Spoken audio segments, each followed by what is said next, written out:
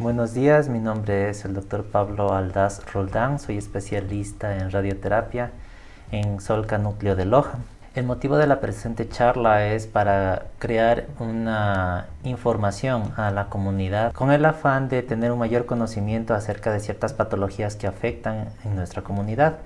Esto con la iniciativa de la institución, y todas estas charlas van a estar disponibles en la página web de la institución, Solca Núcleo de Loja. Hoy vamos a hablar acerca de los sarcomas por el Día Mundial del Sarcoma. Los sarcomas vienen a ser un tipo de tumores que se desarrollan tanto en el tejido blando como en el tejido óseo, y todos estos provienen de un tipo de células que cuando nosotros somos embriones tenemos o nos formamos de 3 capas de células.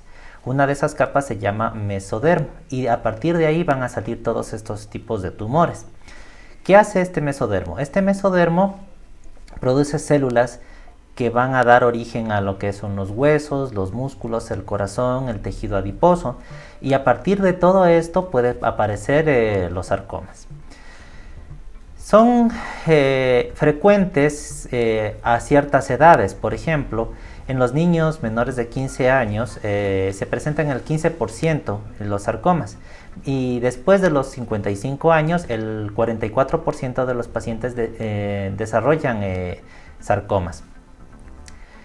Por fortuna, estos tumores son poco frecuentes, vienen a ser la quinta causa de muerte por cáncer, sobre todo en los niños. En los adultos la incidencia es muy baja, y para su mejor estudio se los puede dividir como tumores de origen óseo, conocidos como osteosarcomas, y los tumores de tejidos blandos, que vienen a ser los sarcomas de tejidos blandos.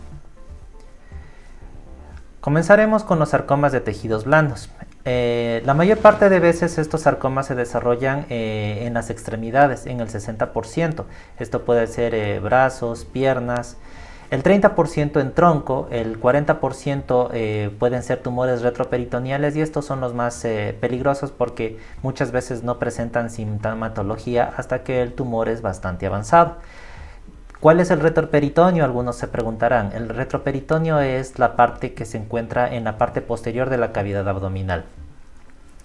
Más raramente se presentan los tumores o los sarcomas en cabeza y cuello, ¿sí?, que puede ser en cualquier estructura de la región del cuello para arriba. La incidencia es muy rara, la verdad es de 3 casos por 100.000 habitantes, y corresponde al 0.7 de todas las neoplasias a nivel mundial. Afecta más a los niños, se considera entre el 6.5% de los tumores que afectan a los niños. Dentro de los factores que pueden desarrollar este tipo de tumores o los sarcomas de tejidos blandos vienen a ser los antecedentes de traumatismos, se pueden desarrollar en tejidos cicatrizales posteriores a las cirugías, en áreas de quemaduras, en áreas de fracturas, cuando se tiene un cuerpo extraño incrustado en el tejido blando, por ejemplo, implantes, etc. Pero son muy raros. No significa que todas las personas que tengan estos antecedentes van a desarrollar este tipo de sarcomas. No, al contrario, son muy raros, y en algunos pacientes se ha encontrado que estos son los factores como desencadenantes, pero no significa que todas las personas que tengan estos factores van a desarrollar un sarcoma. Uno de los más influyentes como factores predisponentes para un sarcoma de tejidos blandos vienen a ser la sobreexposición a los hidrocarburos aromáticos policíclicos. ¿Qué son los hidrocarburos aromáticos policíclicos? Son todas estas sustancias que se producen por la combustión de fósiles, es decir, por ejemplo, exposición a humos de industrias, las comunidades que tienen exposición cerca de petroleras son las poblaciones que tienen mayor riesgo. En el caso de nosotros, en nuestra comunidad en Loja, la mayor exposición al humo del cigarrillo o al humo de ciertas empresas de forma crónica. Otros factores que pueden influir para el desarrollo de estos sarcomas son las exposiciones a radiaciones, que suelen ser, por ejemplo, después de la radioterapia en algunos pacientes supervivientes del cáncer, pero esto es sumamente raro y se ha reportado que aparecen en una mínima proporción y después de 20 años de terminado el tratamiento, así que no es muy influyente este factor de riesgo, pero es importante mencionarlo. Otros elementos que pueden participar son las exposiciones a virus. Ciertos virus son inductores o mutagénicos para producciones de cáncer. Los más conocidos relacionados con este tipo de tumores son el sarcoma de Kaposi tipo 1. Este virus está muy asociado a un tipo de tumor que se presenta mucho en los pacientes con VIH, es decir, que desarrollan el síndrome de inmunodeficiencia adquirida, que son manchas muy características de color pardo oscuras que se desarrollan en la piel. Otros sarcomas u otros virus que pueden estar asociados son por ejemplo, el virus del herpes humano tipo 8, pero siempre tiene que haber algunos tipos de mutaciones que ya vamos a explicar posteriormente. Las consideraciones genéticas. Hay pacientes que tienen una predisposición genética para desarrollar este tipo de sarcomas. Hay dos genes guardianes que se conocen en el cuerpo humano, que son el P53 y el gen del retinoblastoma.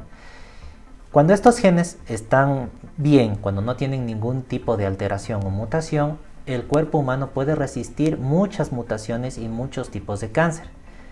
Pero cuando tienen mutaciones, estos genes se pueden desarrollar muchos otros tumores, van mama, próstata, ovario y los sarcomas. Entonces es importante aquí considerar si es que dentro de la familia, familiares de primer grado han tenido otro tipo de tumores, para de esa forma informar al médico y hacer un seguimiento mucho más cercano y a menor edad. Y en este sentido encontrar a estos pacientes que presentan tumores en forma temprana y hacer un tratamiento más minucioso. Existen tres tipos de tumores de tejidos blandos que vienen a ser rhabdomiosarcomas, leiomiosarcomas y liposarcomas. Siempre que exista la palabra sarcoma significa tumor maligno del tejido blando. No vamos a entrar en muchos detalles porque aquí solo lo que trata de decir es que hay unos que se desarrollan en los músculos de los brazos, de las piernas, que vienen a ser los rhabdomiosarcomas. Los leiomiosarcomas son los tumores que se desarrollan en los músculos de las vísceras, por ejemplo, en la vesícula, en el uréter, en el útero, ¿sí?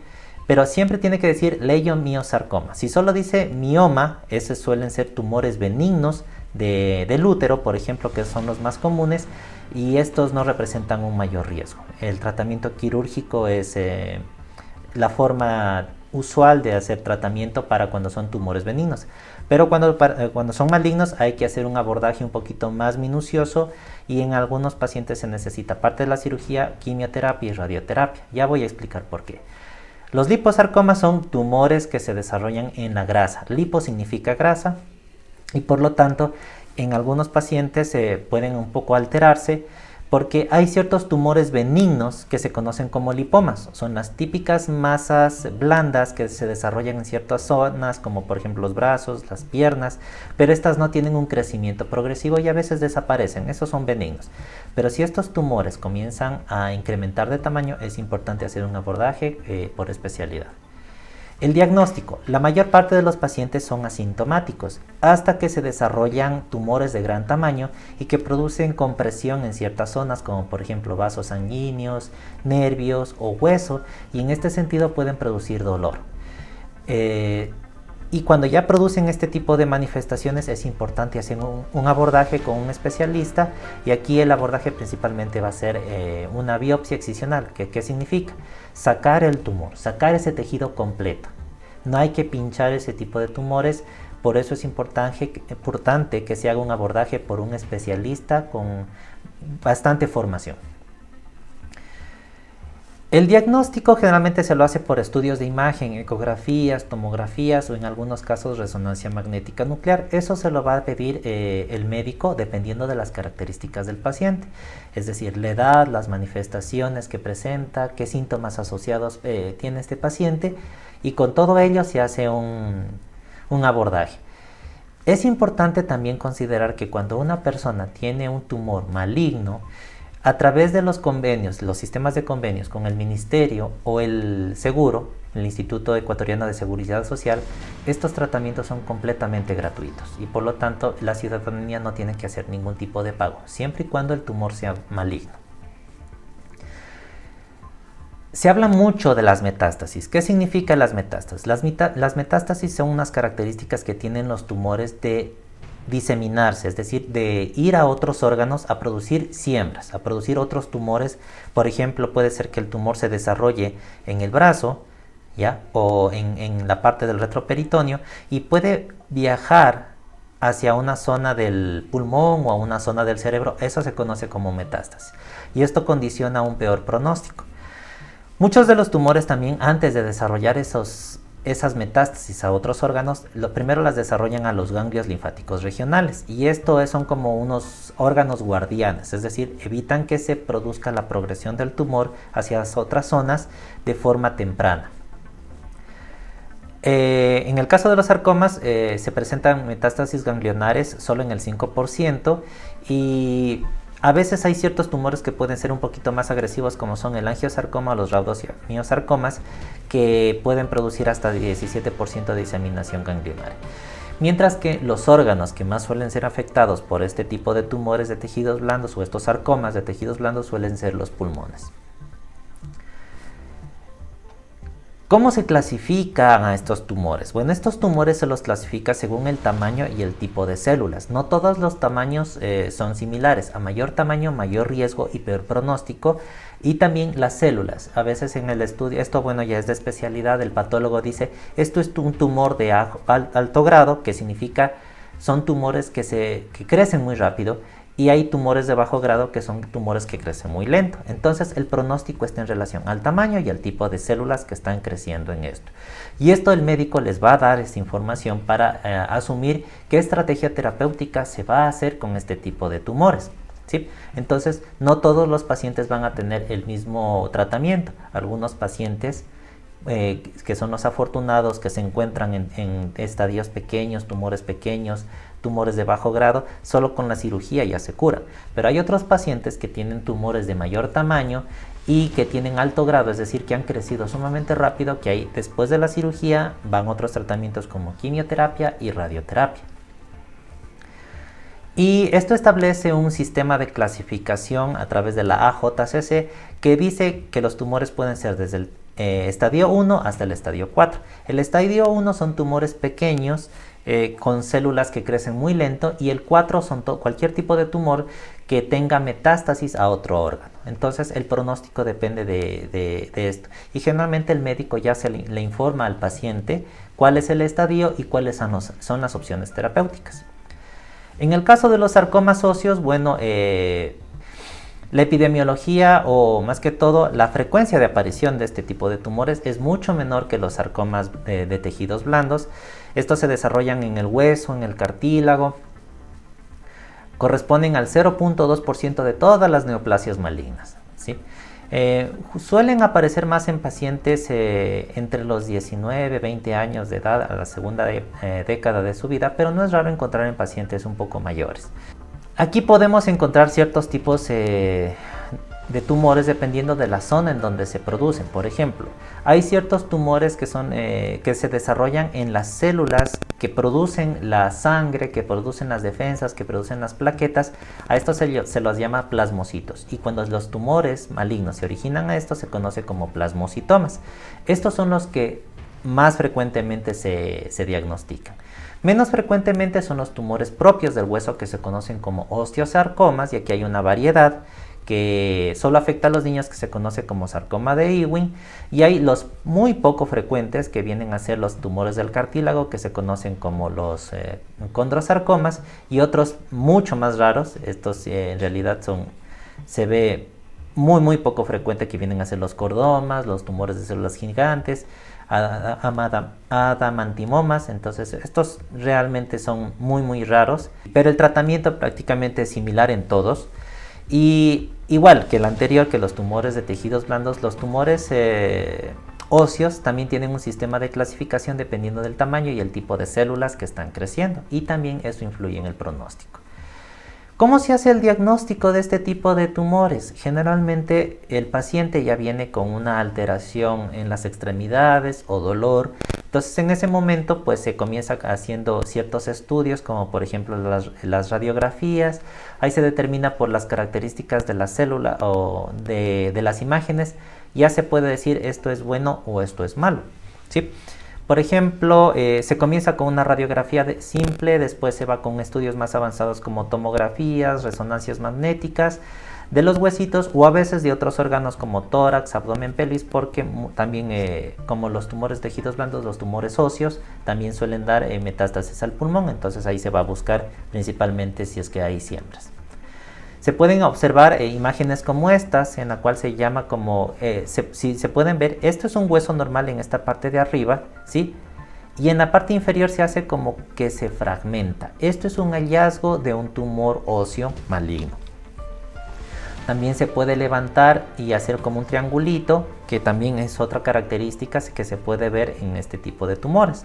Entonces, estas imágenes, cuando un médico encuentra este tipo de imágenes, el radiólogo ya lo alerta y ya se comienza a hacer un abordaje. El tratamiento, principalmente, los tratamientos van enfocados a preservar las extremidades. Estos tumores más frecuentemente se producen en las extremidades y la idea es encontrarlos a tiempo, hacer un tratamiento quirúrgico con preservación de la extremidad y posteriormente quimio y radioterapia para disminuir el riesgo de que aparezcan nuevamente estos tumores. Si se encuentra estos tumores en forma temprana, las probabilidades de curación son mucho mayores, pero si el paciente por miedo, desconocimiento o muchas veces por influencia de algunas personas que no manejan el tema, dejan que pase el tiempo, a mayor tiempo más crece este tumor y es más difícil hacer un abordaje terapéutico, una cirugía más limpia, una cirugía menos mutilante y la probabilidad también de curación de los pacientes disminuye. Por eso, Solca tiene la función y trata de crear un programa de concientización de las personas de que todo tumor es curable, siempre y cuando se lo encuentre a tiempo. Muchas gracias.